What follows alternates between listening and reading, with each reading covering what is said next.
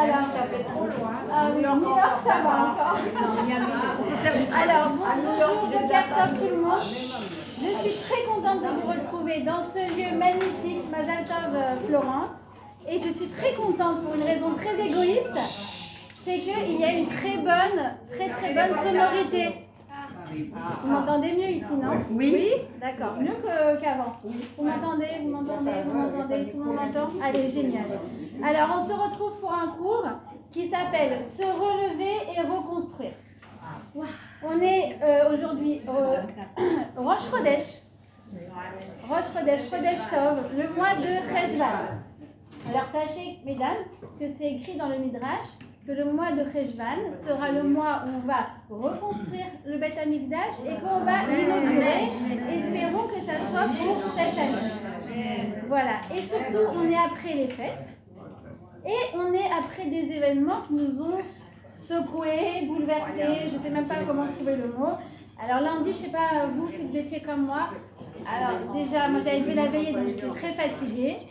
En train de couper des légumes pour préparer le repas, de regarder Trump à la Knesset, en même temps, de l'autre côté, de recevoir des vidéos de retrouvailles des mères avec leurs fils. J'avais l'impression que ces mères, c'était mes sœurs que je suis depuis 2 ans. Les larmes qui coulent, je reprends Trump, les légumes, la carotte. Donc voilà, Baruch Hashem, on a eu vraiment des événements qui nous ont secoués. Et comme je dis toujours, on n'est pas après les fêtes. On est en fait avec les fêtes. Parce que ce qu'on a vécu comme émotion, c'est pas ça y est, c'était avant, c'est fini. Ça nous accompagne jusqu'à maintenant. C'est comme si une femme accouche et le lendemain elle dit ah oui, je suis après un accouchement. Bah non, c'est pas après. Enfin oui, mais surtout c'est avec ton bébé. Et là c'est pareil. On est en fait avec des émotions qui nous accompagnent et qu'on doit essayer de faire maturer pour pouvoir intégrer tout ça et que ça nous permette d'avancer et de reconstruire. Puisqu'en fait, c'est le but. Le but, c'est de reconstruire. On est après 2 ans de guerre. On a l'impression que c'est fini ou plutôt que c'est une trêve pour on ne sait pas combien de temps. Mais en tout cas, on ressent cette nécessité au niveau collectif de reconstruire. Mais je vais vous dire même au niveau individuel de chacun, de chacune, même si on n'était pas directement devant tout ça. D'accord? Alors regardez, parce que vraiment, je ne sais pas comment expliquer, la paracha, elle nous parle, voilà, comme si je lisais ActuJ, quoi. C'est l'actualité, c'est incroyable, incroyable, encore plus actuel que ActuJ. Alors déjà, on nous parle dans la paracha d'une reconstruction après une destruction, le déluge, et un déluge qui a été lié au Hamas. C'est un des mots de la paracha. Et le Hamas nous dit le Orachem Akadosh que le Hamas, il s'agit de gens qui volent, qui violent, qui tuent et qui sont idolâtres. Et c'est le Hamas. Pourquoi? Parce que le vol, viol, meurtre, oui.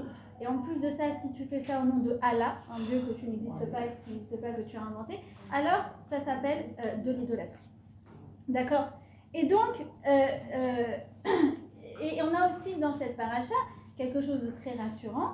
On a la promesse d'Akadosh Baruch Hu d'effacer le Hamas de la planète. D'accord? Donc, on commence, on se dit, waouh, c'est vraiment encore plus pertinent que ActuJ. Et en plus, c'est rassurant et en plus, c'est optimiste. Alors, comment se relever? C'est le titre de cours, comment se relever. Et c'est pas forcément lié que à l'actualité et à la guerre, mais c'est lié à toute crise qu'une personne peut traverser. Ça peut être après un divorce, ça peut être après un deuil, ça peut être un enfant qui a une crise d'adolescence ou une crise à l'école, un renvoi de l'école, un changement d'école. Ça peut être en fait lié à tout ça, à quelque chose qui en fait a pris fin et en fait sur lequel, à partir duquel on doit absolument rebondir. Et la paracha, elle va nous donner 3 choses à faire. Non, d'abord elle va commencer par 3 choses à ne pas faire.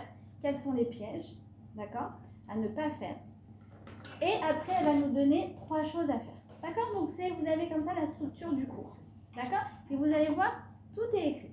Quand j'ai préparé le cours hier, bon déjà j'étais beaucoup plus concentrée que quand j'ai épluché mes légumes devant Trump. D'accord? Et surtout je me suis dit, mais c'est incroyable, tout y est. Alors, vous connaissez l'histoire de la paracha de Noach. Dieu vient et annonce à Noach qu'il va effacer la vie de toute la surface de la terre et il va devoir se réfugier dans une arche qu'il va devoir construire lui-même. Il va s'y réfugier pendant tout le temps du déluge qui sera de 40 jours et 40 nuits, mais il ne pourra sortir de son isolement qu'après 365, exactement une année solaire. D'accord? Et ensuite, après son isolement, il assiste à toute cette destruction qu'il a entendue, bien évidemment, d'accord? Mais ça y est, il le constate de ses propres yeux et il doit en fait se reconstruire. À ce moment-là, le Midrash, eh bien, et sans équivoque, il nous dit que Noach est absolument pétrifié. Pétrifié au point que Dieu lui dit, c'est Minateva, sors de l'arche, il est pétrifié. D'accord?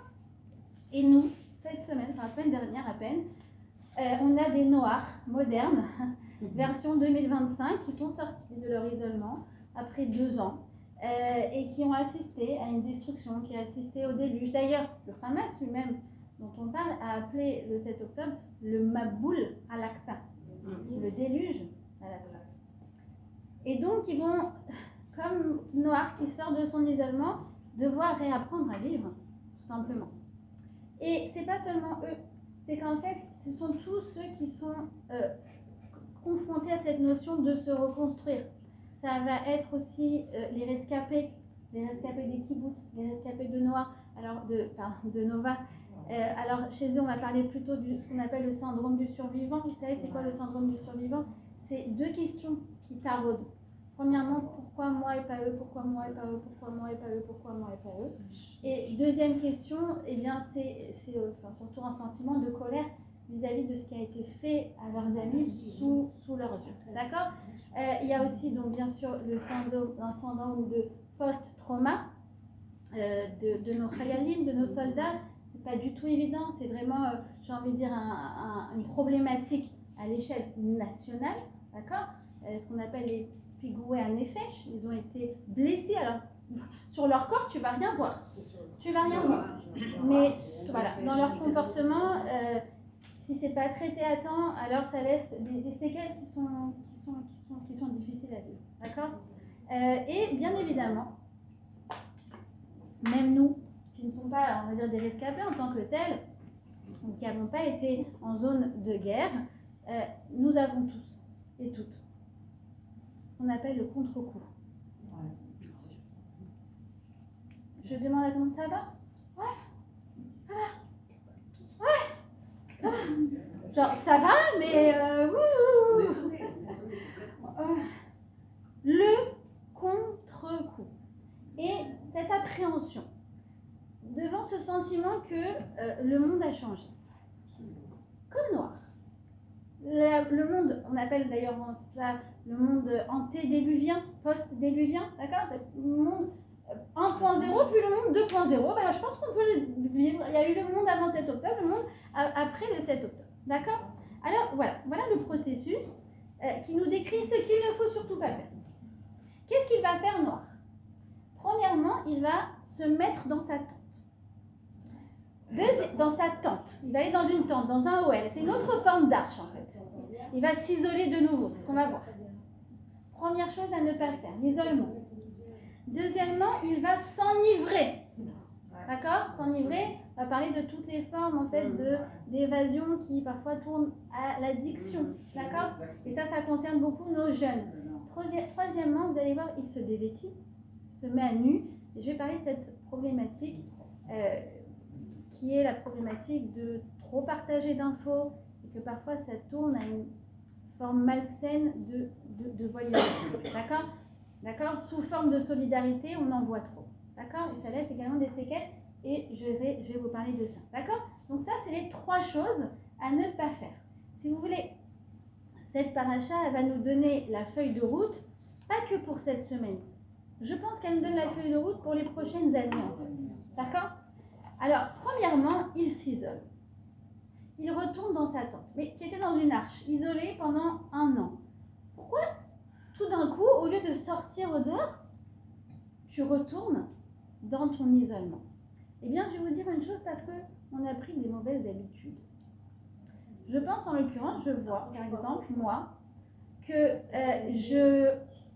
avant, je regardais à peine les infos. Une fois par semaine, comme tout le monde, pour savoir un petit peu ce qui se passe. C'est vrai que depuis 2 ans, il ne se passe pas un jour sans que je regarde 3, 4, 5 fois les infos. Et puis, quand on regarde les infos, souvent on est très seul. C'est rasera, je suis d'accord avec vous. Et en plus, on est là en train de, sur l'ordinateur, scroller, on va dire, et on est dans une forme de solitude. Alors, ça, c'est déjà la première chose à réparer. Il faut voir du monde. Il faut sortir. Pas seulement écouter des cours de Torah, aller au cours de Torah. Comme je te dis toujours, Florence, quand j'arrive et que tout le monde discute, je dis continue, discutez, continuez. Pourquoi? Parce que le papotage, c'est la meilleure partie du cours. C'est aussi pour ça qu'on vient. D'accord? Sinon, on peut retrouver la vidéo sur YouTube. Il n'y a pas de problème, Florence, elle vous envoie le lien. Mais non, parce qu'on veut retrouver du monde. On veut s'entourer de bonnes personnes. Des personnes avec des ondes positives, des personnes avec qui on a discuté de tout, pas seulement que de l'actualité, qu'est-ce que tu as fait à manger pour Shabbat, comment ça va avec les enfants, tatati, tatata. On partage des choses finalement qui sont des choses essentielles. D'accord? Donc ça, c'est la première chose. Il faut voir du monde et s'entourer de bonnes personnes, des personnes positives. Pas des gens qui vont vous faire les news, mais en version rastratique au café. Ah, t'as vu ce qui se passe à Macron. Alors vraiment, hein, quel idiot, c'est Macron. Alors là, allez, venez, on en parle pendant une demi-heure de toutes les gaffes. Ça va, on a des choses plus importantes à discuter. Hein? Premièrement, donc ça, c'est premièrement ne pas prendre des habitudes, s'il vous plaît, pas prendre des habitudes d'isolement. C'est ce que nous dit Noah. La deuxième chose qu'il va faire, il va, vous savez, planter une vigne, et puis il va voir cultiver, puis il va en fait s'enivrer. Alors là, on parle évidemment de toute forme d'enivrement, de toute forme d'addiction, qui sont en fait des refuges. Et là, je parle en l'occurrence de nos jeunes. Et c'est vrai que parfois, quand des jeunes sont confrontés à des crises d'adolescence, crises à l'école, crises d'échecs scolaires, eh bien, il y a ce risque. C'est un risque qui existe notamment avec les écrans, qui existe avec les consoles de jeux, mais qui existe bien sûr évidemment aussi avec les substances. Et sur ça, j'aimerais vous dire un petit mot, parce que c'est très important de comprendre le fonctionnement. Le Rav Fanger a expliqué que, en fait, quand on se lance dans des formes d'addiction, souvent on ne s'en rend pas compte, et c'est parce qu'en fait on préfère fuir la réalité plutôt que de la reconstruire, plutôt que de s'y confronter. Et il a raconté l'histoire, parce que c'est quelque chose dont il s'occupe beaucoup, le Rav Fanger des addictions. Il a raconté l'histoire d'une jeune fille qui devait avoir environ 13 ans, d'accord, classe de 5e, 4e, comme ça. Et en fait, elle a eu du harcèlement scolaire. Ça s'est passé un premier matin. Vous savez, alors là, c'est terrible. Hein. Ils prennent la photo, ils zooment sur l'acné, le bouton qu'elle a eu, tout le monde se partage et regarde comme elle est mal habillée, regarde son truc, elle regarde son machin. Et en plus, maintenant, avec l'intelligence artificielle, ils inventent des photos. C'est terrible. Ça va très vite. Et souvent, les jeunes n'en parlent pas. D'accord? C'est pour ça qu'il faut être vraiment au diapason avec nos ados. Ils font pas de cadeaux, c'est une génération. Il faut faire très attention. En tout cas, cette fille a commencé à s'isoler, d'accord, c'est la première chose, à être beaucoup plus renfermée sur elle. Qu'est-ce qui s'est passé? Un soir, elle est partie au mariage de sa cousine. Alors au début, elle ne voulait pas y aller parce qu'elle ne voulait plus sortir de chez elle, elle n'était pas bien avec elle-même, elle ne voulait pas avoir de monde, tata. Finalement, les parents lui ont dit non, tu viens au mariage de ta cousine. Elle est arrivée, elle était toujours dans son coin. Et là, à côté d'elle, un verre de ce qui semblait être de l'eau. Sauf que c'était pas de l'eau. C'est de la bourra, la vodka. Je sais que c'est de la bourra, je sais pas si c'est des Tunisiens. Probablement de la vodka. Ou une autre type d'alcool transparent en tout cas. Et donc elle prend le verre, gloups, elle se rend pas compte. Et donc du coup, ça lui donne envie de recracher, mais elle a avalé l'alcool. Au bout de 10 minutes, détente, elle se met à danser avec la Kala, avec tout le monde, elle est bien avec elle-même, elle ressent une joie qu'elle n'avait pas ressentie depuis longtemps, elle kiffe sa soirée, détente, euphorie. Et elle rentre, et là elle se rend compte que c'est bien en fait ce petit truc à un verre, et voilà, je retrouve tout ce que j'ai perdu depuis des mois. Donc quand les parents sont venus voir le Ratzinger, ils lui ont dit, notre fille a un problème, elle boit. Qu'est-ce qu'il a dit? Il a dit non, l'alcool n'est pas un problème, l'alcool est une solution. C'est une solution à son problème qui est beaucoup plus grave, qui est l'isolement, la crise, d'accord? Mais là, elle a trouvé une solution. Donc, il leur a dit, tant que vous n'aurez pas trouvé une solution alternative qui va lui permettre de se reconnecter pour de vrai, de manière authentique, avec elle-même, et qui soit une reconnexion qui soit saine, d'accord? Eh bien, elle ne pourra pas encore arrêter l'alcool. D'accord? Donc, ça, c'est vrai pour tous nos jeunes, et je vais vous le dire même en prévention. Pas attendre la crise. À l'heure des écrans, à l'heure de toutes les tentations qu'il y a au monde. Ah oui, ok, d'accord. Alors.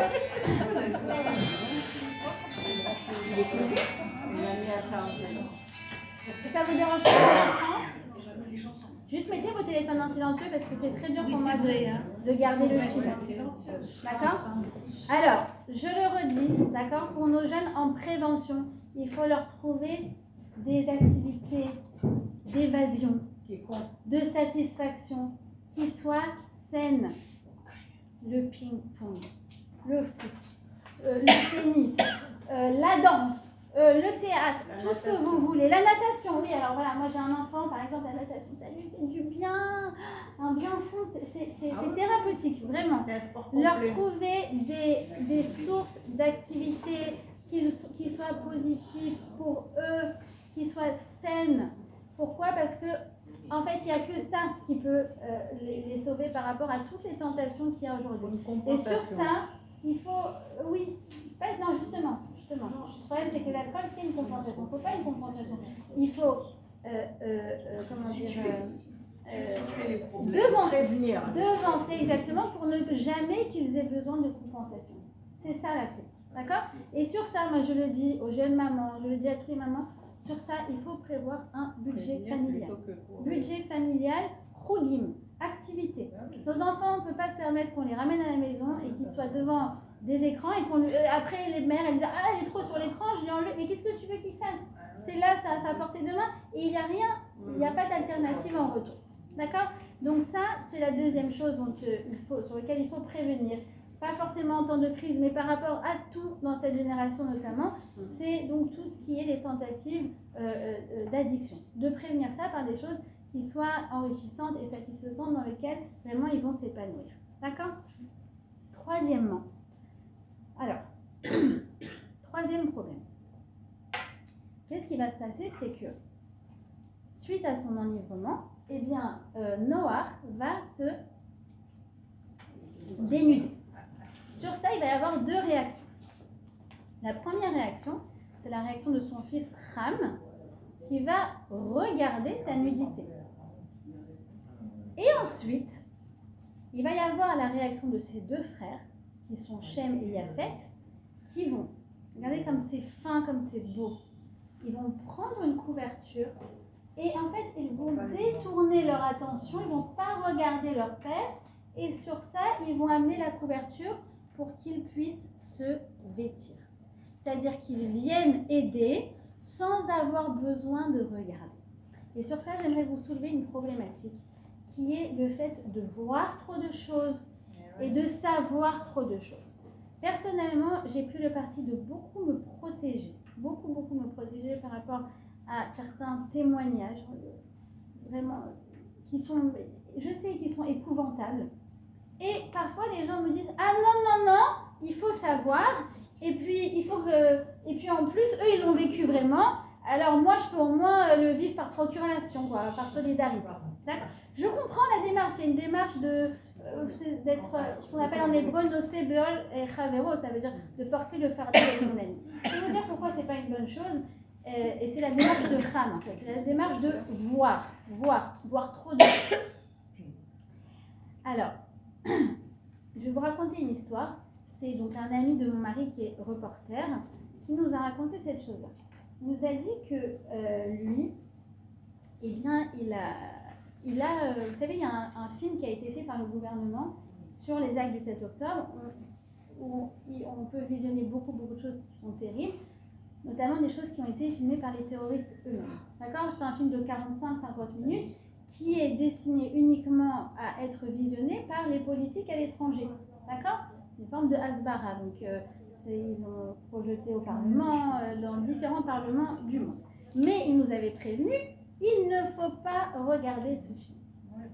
Et notre ami, eh bien, a eu la curiosité de le voir. Et jusqu'à maintenant, il ne s'en remet pas. Et il nous a raconté, il nous a dit, je me rappellerai toujours de ces mots, il nous a dit à la table de Shabbat, j'ai sali mes yeux, j'ai sali mon âme. Et écoutez bien, c'est très important ce point. Très très important. Depuis, il a dit, tous les jours, j'essaie de voir comment je peux me sortir ça de ma tête. Et il a été posé la question à son Rav. Et son Rav, donc, il lui a raconté tout ce qu'il a fait, qu'il n'arrive pas à sortir de sa tête, que ça l'empêche de dormir. Puis il lui a dit, mais eux, ils ont vécu ça en vrai, et moi, c'est que par procuration, alors comment ça se fait que on avait toutes sortes de questions existentielles. Écoutez la réponse du Rav. Il faut savoir ça, c'est exceptionnel. Il lui a dit, regarde, je vais t'expliquer un principe. Quand Hachem éprouve un être humain, il lui envoie un package de force, d'outils, de force intérieure qui vont lui permettre, au fur et à mesure, de se sortir de ce traumatisme. C'est un grand clal de Emouna. Un grand clal de Emouna.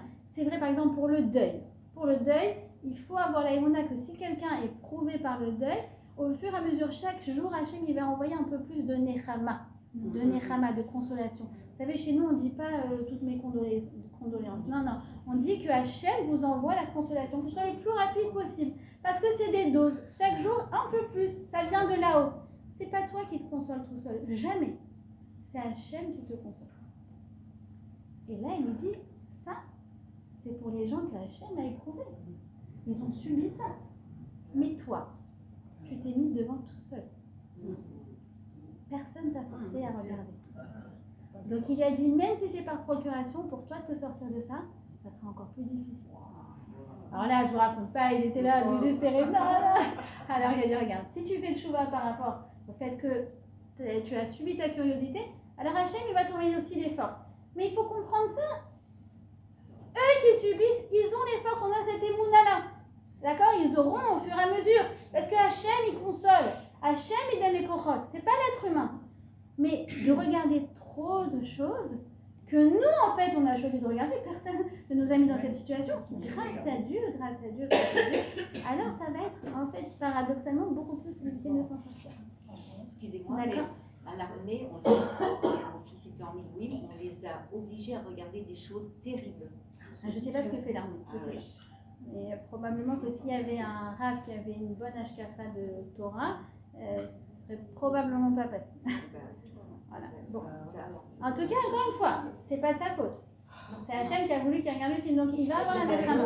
Il va avoir la nechama, d'accord? Donc, il ne faut pas regarder trop de choses, d'accord? Et écoutez bien, les gens ils disent, non mais il faut que je sache pour pouvoir aider. Pas du tout. Regardez qu'est-ce qu'ils ont fait Shem et Yafet. Ils ont apporté la couverture sans regarder. Tu peux aider sans savoir dans les détails qui a tué qui, devant qui est le sang, les machins. Non, c'est pas besoin. D'accord? Et sur ça, personnellement, je vous recommande de faire attention. Quelles sont vos sources qui racontent? Parce que moi, par exemple, j'aime beaucoup lire, j'aime beaucoup savoir, j'aime beaucoup me renseigner. Et en l'occurrence, moi je lis beaucoup en anglais, mais j'ai trouvé des auteurs exceptionnels qui parlent de ce qui s'est passé le 7 octobre, de ce qui se passe depuis 2 ans de reconstruction, mais c'est un langage qui est châtié, et puis qui aussi montre tous les miracles à côté des drames qui ont pu être vécus. D'accord? Donc choisissez vos sources, mais surtout, ne vous dites pas que pour pouvoir être utile, il faut que vous sachiez tout dans les détails. Non, c'est le contraire. C'est exactement le contraire. Ça plombe et au contraire, on est beaucoup moins efficace comme ça. D'accord? Deuxième travers. D'accord? Et comme ça, vous aurez la liste de toutes les choses à ne pas faire. C'est quoi? C'est aussi cette mode de tout vouloir analyser à chaud. D'accord? Je vous donne un exemple. Dimanche soir dernier, j'ai organisé une soirée pour les femmes dans notre synagogue. Et la soirée, c'était très simple comme concept. Chanter à Hachem, lui dire merci à travers la chanson. Voilà, je fais venir une guitariste, une pianiste, si tu veux organiser ça aussi, Florence. J'ai imprimé les paroles de chansons, comme en colo ou au ZI, au coin du feu. On a toutes chanté ensemble, que des chansons connues, et on a kiffé. Vraiment, on a kiffé. Et le matin même, quelqu'un m'appelle et me dit, tu vas faire un cours ce soir à la soirée? Alors je dis, non, j'ai pas prévu. Je veux chanter. Laissez-moi chanter. Je veux juste chanter, Dieu merci Hachem. Et elle me dit, mais je comprends pas, il faut que tu analyses. Il faut que tu analyses ce qui s'est passé cette semaine. Et je sais que les gens, ils ont ce travers parce que, en fait, dès qu'il y a un drame, dès qu'il se passe quelque chose, les gens, ils ouvrent leurs réseaux sociaux. Tu as Pierre, Paul, Jacques qui vient et qui dit, alors voilà, hier il s'est passé ça, c'est parce que truc, c'est parce que machin, alors renforçons-nous dans tel et tel et tel. Mais ça s'est passé hier. Il faut laisser le temps de digérer les choses. Et qui nous donne cette leçon? Qui nous donne cette leçon? Le mois de Cheshvan. Écoutez bien. Le mois de Cheshvan est le seul mois qui est sans fête. D'accord? Bon, paracalimez-nous, d'accord? Et le mois de Cheshvan, même si on a dit plus tard ce sera le mois de l'inauguration du Beth Amikdash, jusqu'à ce moment-là, il a pour vocation à être vide. Il a pour vocation à être vide. À tel point qu'on nous raconte que le roi Jéroboam, qui était le fils du roi Salomon, qui était le roi d'Israël, c'est après la scission, royauté d'Israël et de Juda, d'accord? Eh bien, il a déplacé Sukkot à Cheshvan. C'est compliqué, regarde, Tishri, il a plein de mois, Cheshvan, il en a pas, on décale d'un mois, et du coup, 15 Cheshvan, allez, venez, c'est Sukkot. Et sur ça, nos sages nous disent que c'était une faute, et que c'était une faute grave, d'accord? Alors, pourquoi on peut se dire, écoute, c'est comme si un enfant, il s'est servi une tonne, le petit à côté, il a 3 pois chiches, et ben, on prend l'assiette du premier, on met dans l'autre pour équilibrer, quoi, d'accord? On peut se dire que c'est sympa ce qu'il a fait envers le mois de Cheshvan. Vous voyez ce que je veux dire? Eh bien non, le Bnei Issachar nous explique que le mois de Cheshvan, vous savez que tous les mois sont liés au sens ou aux membres. D'accord? Le mois de Cheshvan, c'est l'odorat. Pourquoi? Parce que le mois de Cheshvan, l'odorat c'est quoi? C'est ce matin j'ai mis du parfum, il n'est plus là, mais il sent encore. Hier soir à la maison, on a fait des grillades pour Rosh Chodesh. Ce matin, ça sentait encore la galette. Non, il n'y avait plus de viande sur le feu. Ça met du danger. L'odorat, c'est en fait témoigner de quelque chose qui n'est plus là, mais qui laisse une trace. Eh bien, le mois de Cheshvan, c'est l'odeur du mois de Tishri. Le mois de Tishri, on a eu beaucoup de fêtes, on a eu beaucoup d'événements. Comme je vous ai dit, toutes sortes d'événements qui nous ont à la fois bouleversés, à la fois secoués. Et on a besoin du mois de Cheshvan pour pouvoir absorber, maturer, intégrer. Vous savez, le Bnei Issachar, il dit, c'est quoi le Maboul, le déluge? C'est que l'eau, finalement, a refusé d'absorber la pluie. Tout simplement. Et quand, en fait, on n'absorbe pas, on n'a pas le temps d'absorber les événements qu'on vient de vivre, alors là, ça fait un déluge dans nos vies. D'accord? Donc, ça, c'est le grand travers. D'accord? De vouloir absolument analyser à chaud alors que la personne a bien enterré son mort hier. D'accord? Il faut aussi faire attention à ce travers. D'accord? Vous avez compris? Il y a 3 choses. Premièrement, l'isolement. Deuxièmement, les addictions. Troisièmement, on a dit le fait de vouloir trop savoir. Et en fait, ça va avec le fait de vouloir trop commenter. Alors que surtout, ça vient à peine de se passer. D'accord? Ok. Maintenant, on va voir qu'est-ce qu'il faut. Qu'est-ce qu'il faut faire? Qu'est-ce que Noir fait? Qu'est-ce qui nous donne la clé? Vous allez voir que c'est incroyable de voir à quel point nos Noirs 2025, eh bien, ils ont agi exactement comme Noir, sans forcément connaître comme nous, tous les midrashim qu'on va analyser et tout. Ils avaient ça dans leur Neshama, ils ont agi exactement comme les bonnes façons que Noir nous. Alors, premièrement, c'est un midrash sur Tehillim, le Tehillim 142, qui nous dit quoi? Que lorsque Noah était dans la Teva, dans l'arche, il a prié à Hachem. Il lui a dit, donc le Perek 142, le verset 8, Otsia mi masger nafshi lehodot et shemecha. fais-moi sortir de mon isolement pour pouvoir te remercier.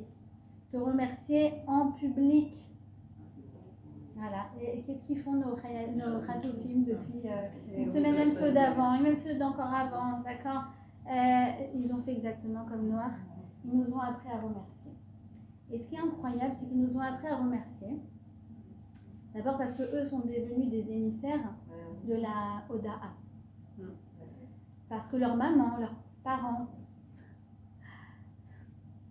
Moi, je repense à des vidéos que j'ai vues de parents qui retrouvent leurs enfants. Et en fait, c'est comme ça qu'on devrait retrouver nos enfants à 4 heures. C'est vrai. Mais c'est vrai, mais c'est vrai. C'est vrai. Excusez-moi, j'ai une petite émotion. Ok. Léodot Hachem. Yaakov, quand il retrouvait Youssef, il a fait Shema Israël.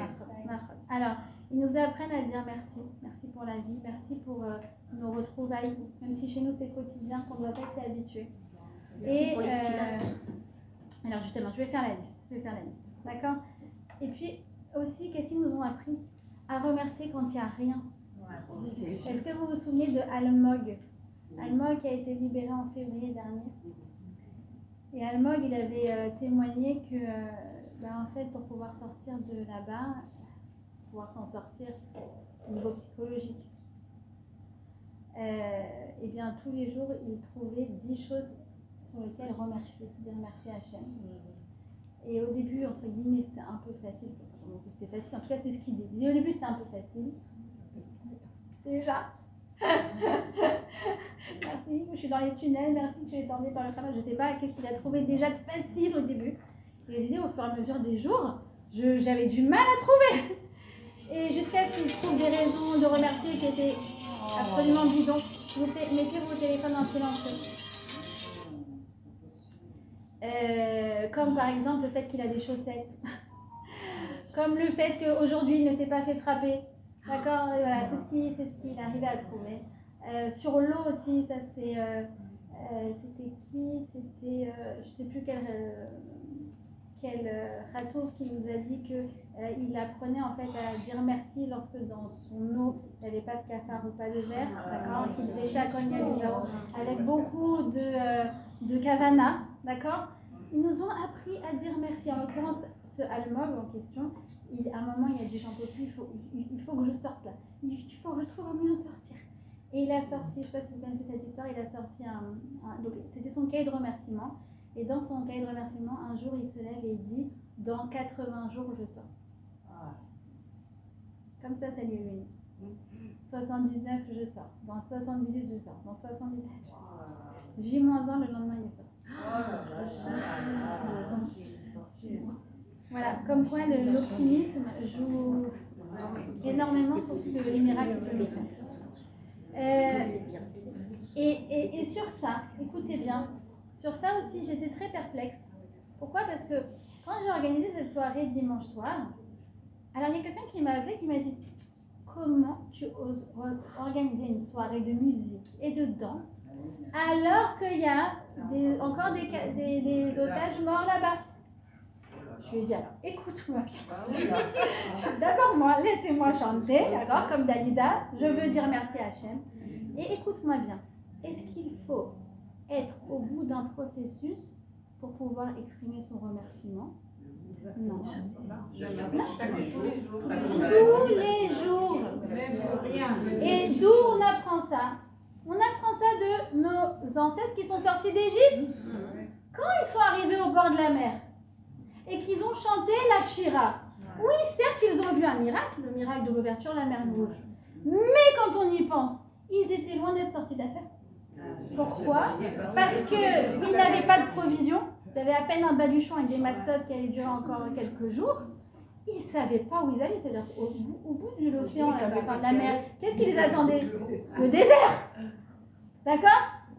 Ils ont encore leur traumatisme et ils ont enterré leurs morts. Vous savez qu'il y a 80% des Hébreux qui sont restés en Égypte. Et pourtant, ils ont chanté la Shira. Alors quand ils ont chanté la Shira, ils ont déjà vu la mort des Égyptiens. Non, parce que les Égyptiens, ils sont rentrés dans la mer. Non, au moment de la Shira, ils ont vu la mort des Égyptiens. Voilà. En tout cas, quoi qu'il en soit, c'était pas parfait. C'était loin d'être parfait. J'ai dit, mais où tu vas? Je sais pas, mais je chante. D'accord? Alors ça, c'est comment dire, c'est le mindset, l'état d'esprit du juif. D'accord? Le juif, il remercie pour ce qu'il y a. T'as trouvé un job? Non. Ah, tu passes des entretiens? Oui, je passe des entretiens. Alors tu chantes. Chante sur les entretiens, tu passes. Même si t'as pas encore trouvé le job. T'as rencontré ton mazal? Non, toujours pas. Sinon, tu aurais reçu une carte d'invitation, tu vois. Mais tu rencontres? Tu rencontres? Ouais, je rencontre. Maintenant, je sais ce que je veux, ce que je veux pas. Alors, dis merci à Hachem pour ça. Remercie Hachem pour ça. D'accord? Je sais pas, t'as changé je sais que tu voulais changer de coloc, par exemple. Ça se passe pas bien. Ah, non, j'ai toujours pas trouvé ou déménagé. Mais, par contre, ma coloc, elle me prend beaucoup moins la tête. Ah, alors on chante pour ça. On dit merci pour ça. D'accord? Il a guéri? Non, pas complètement. Mais ils ont trouvé un traitement qui est plus efficace que le dernier. Sur ça, on fait la shira.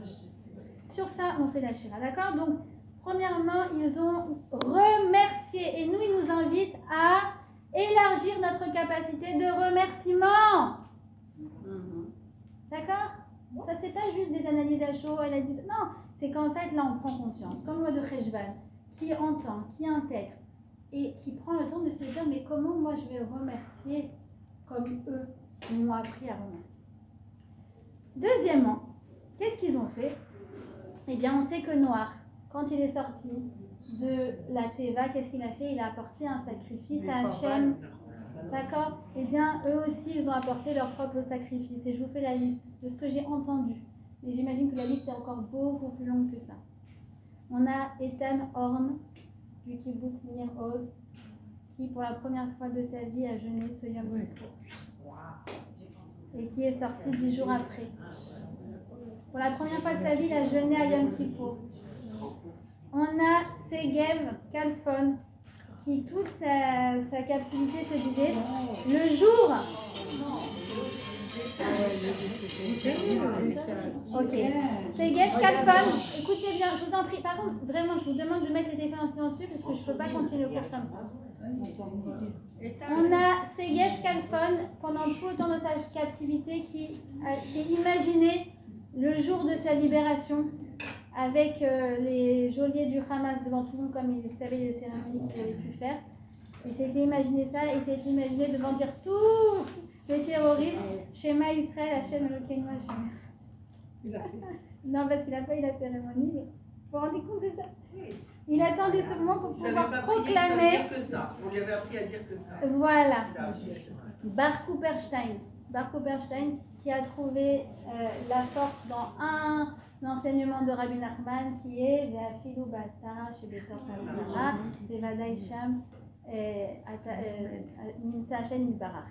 Même dans le pire du plus fond, et c'est la question que c'est une âme du Hamas, Hachem, assurément, tu te trouves aussi ici avec moi. Vous voyez comment il a pris une phrase de Rabbi Nachman il y a 200 ans et c'est ça qui lui a permis de tenir pendant toute sa captivité. Rom Breslavski, d'accord? Tout cela, ils ne viennent pas forcément d'un background religieux, pas du tout.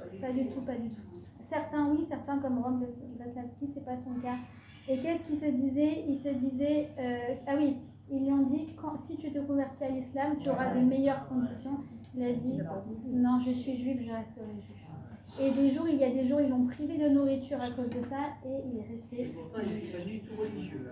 Pas du tout. Elia Cohen, écoutez bien comme c'est émouvant. Moi, quand j'ai écrit ça hier, quand j'ai préparé le cours, je vous dis, j'ai pleuré. Enfin, on a beaucoup pleuré une semaine, mais j'ai repleuré.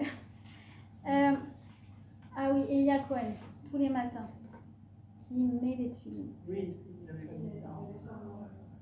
Jusqu'à un certain moment, il les avait jamais mis et il s'était engagé à les mettre quand il sortirait du tunnel. Il a dit donc je vais m'entraîner à les mettre. Elia Cohen qui mettait ses tuiles tous les jours. Sans les avoir, il faisait comme s'il les avait. Voilà, il se mettait dans un coin et il faisait cette tuile-là. Et parfois, il y a des gens il y en avait d'autres captifs qui se joignaient à son minyan. Voilà. Et Omer Shem Tov, Omer Shem Tov, qui raconte que un soir, il a parlé à Hachem et il lui a dit, tu sais Hachem, souvent les gens, ils te disent, ils te demandent ce que eux ils veulent.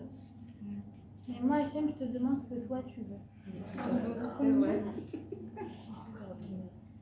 Matan Amgrest, dès qu'il est sorti de sa captivité, on lui a dit, tu veux quoi? Tu veux de l'eau, tu veux un gâteau, tu veux un matelas bon, confortable, tu veux un bon plat? Non, je veux un sidour et des téfilines. Et toutes les familles, c'était pas religieux, non? Et voilà. Et alors, Yosef Chaim Ochana, dont le père, avant Sukkot, avait acheté le loulav. Et c'était promis que son fils il fera la bracha sur le loulav, et qui a été libéré quelques heures avant l'entrée de la fête et qui a pu faire le loulav. Donc moi quand je les vois comme ça se renforcer, je me dis que moi aussi j'ai envie de me renforcer. Voilà. Voilà. Et tout ça c'est ça. C'est comme les corbanotes que Noach il a portés. C'est leurs corbanotes. C'est nos corbanotes. À nous tous ensemble. Donc travailler notre capacité de remerciement. Se renforcer. Ça c'est eux aussi qui nous montrent la feuille de route. La dernière chose. Qu'est-ce qui, nos sages nous disent, qu'est-ce qui a fait que Noach, pendant sa captivité, pendant qu'il était dans l'arche, il a pu tenir le coup? Il a pu tenir le coup. D'accord? On parle beaucoup de le contre-coup, mais aussi avant il faut tenir le coup. Et Noach, qu'est-ce qu'il a fait? Il savait que le monde était en train d'être détruit autour de lui, ses amis, ses voisins, la planète entière. Je crois que lui-même a vécu l'enfer. Alors, Noach, qu'est-ce qu'il a sauvé? C'est que Akadosh Baruch Hu lui a fait une demande très précise.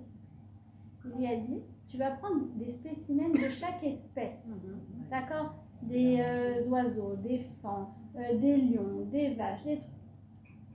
Hachem aurait pu lui dire, tu prends un couple de chaque espèce, de manière à ce qu'après il puisse assurer la reproduction. Or, il lui a demandé soit 3 ou 4, d'accord, quand c'est des animaux non cachers, soit 7 quand c'est des animaux cachers. Pourquoi autant? Pourquoi autant? Ça fait que Noach, du coup, pendant tout le moment de sa captivité, il n'a pas pu se reposer 2 minutes. Si le but, c'est la reproduction, d'accord? D'après, dans ces cas-là, et c'est tout. Il fait le tour des vaches, des chèvres, des lions, des machins, des trucs, et ça y est, après, pendant le reste du temps, il peut profiter. Eh ben non, Akadosh Baruch Hu a voulu qu'il soit très occupé avec le chesed. Pourquoi? Parce que le chesed, c'est la clé de sa réhabilitation. Et ça aussi, c'est ce qu'ils nous montrent. C'est ce qu'ils nous montrent. D'abord, eux-mêmes, dans les tunnels, ils étaient tous solidaires les uns des autres. Pour les anniversaires, ils s'organisaient des anniversaires, chacun il donnait un morceau de pita à l'autre. La vérité, je vous dis la vérité, hein, j'aime pas trop parler comme ça, mais quand je vois des amis qui se disputent pour rien, oh c'est une question de principe, d'accord, une question d'ego, ouais. Bon bref.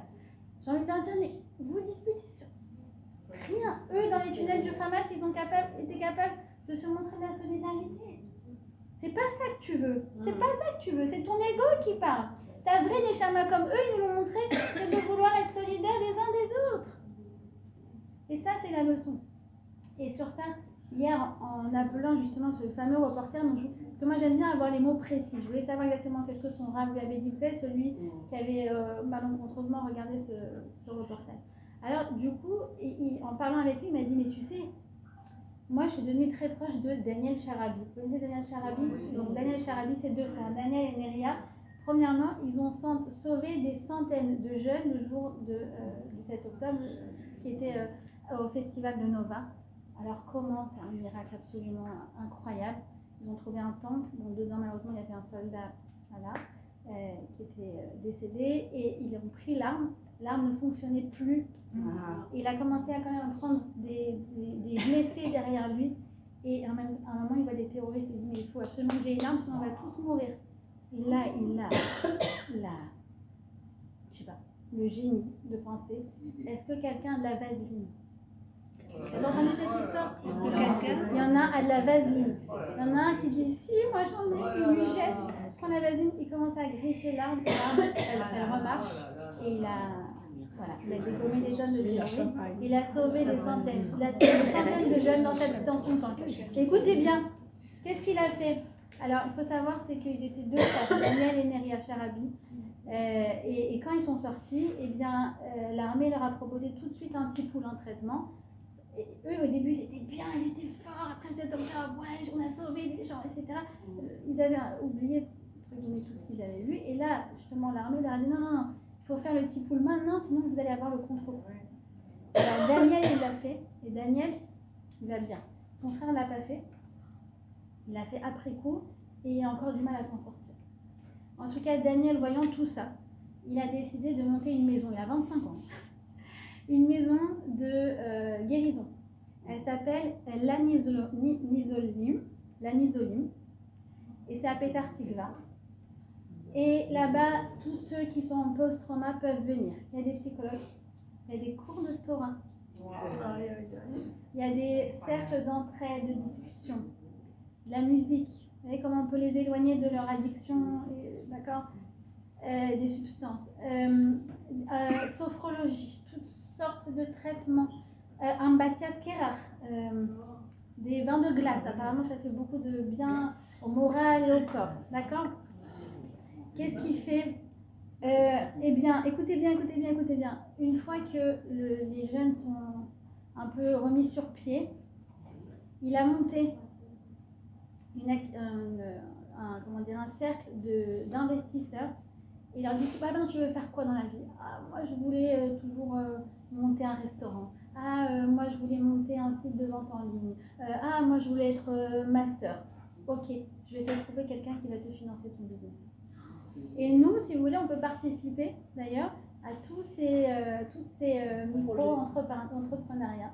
Exactement. Et on peut les encourager à avoir une activité professionnelle. D'accord? Par exemple, elle m'a raconté qu'il y en a un, son rêve, c'est de faire des bijoux. Et donc, du coup, il lui a trouvé un parrain qui s'est engagé à réunir la somme pour qu'il puisse monter son entreprise, sa fabrication de bijoux. D'accord? Voilà. Alors, je vous résume ce qu'on a vu. 3 choses à ne pas faire. Premièrement, pas s'isoler, prévenir toutes les formes d'addiction, ça c'est vrai pour tous, surtout pour nos jeunes. Se prémunir de toute forme de voyeurisme, même si on croit que c'est la solidarité, non, au contraire, ça nous rend moins efficaces. Éviter aussi tout ce qui est analyse à chaud. Je sais qu'on a envie de tout comprendre tout de suite, mais le nefesh, il a besoin de digérer. D'accord? Parce que le programme de reconstruction, c'est pas en une vidéo sur Instagram qu'on va la faire. D'accord? Le programme de reconstruction, vous avez compris, c'est quelque chose qui est sur du long terme. Parce qu'on est porté, en fait, comme je dis, par cet événement. On n'est pas après cette guerre, on n'est pas après cet événement, on est avec. Et maintenant, l'idée, c'est que ça nous porte et que ça nous tire vers le haut. 3 choses à faire. Premièrement, développer notre capacité à remercier. Si eux, ils ont réussi à trouver 10 trucs par jour dans les tunnels du Hamas, moi, je me suis dit, j'ai pris la résolution que j'écrive au moins tous les soirs 3 choses. D'accord? Je sais que c'est pas beaucoup, mais au moins, comme ça, je sais que je vais m'y tenir. 3 choses dans un petit cahier pour remercier Akadosh Baruch Hu. Deuxièmement, comme je vous l'ai dit, se renforcer, comme eux, ils nous l'ont appris. Et remercier. Remercier Hachem pour toutes les mitzvot qui nous donnent le mérite de faire. Je pense que quand on a entendu justement que certains ont rêvé pendant 2 ans de mettre les tunines, alors forcément, après, quand les hommes mettent les tunines, ils mettent avec une cabane qui est différente. Et troisièmement, il vient reconstruire par le chesed, par la solidarité. Et vous savez, on a des news du style, oui, l'Iran est déjà en train de reconstruire ses centrales nucléaires. Et bien nous aussi, on reconstruit nos centrales nucléaires. Et nos centrales nucléaires, c'est quoi? C'est le chesed qu'il y a entre nous, c'est la Torah, et c'est toutes les bonnes choses qu'on a envie de faire fructifier après tout ça. Voilà.